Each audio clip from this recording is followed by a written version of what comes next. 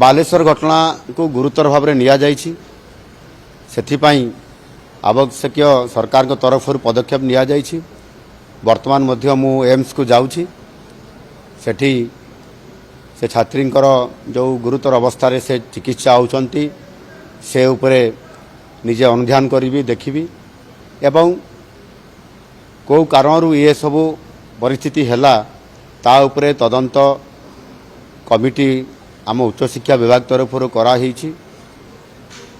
Report तुरंत आसीबो एवं ता उपरे निश्चित भाव में कार्यानुष्ठान निया जिवो।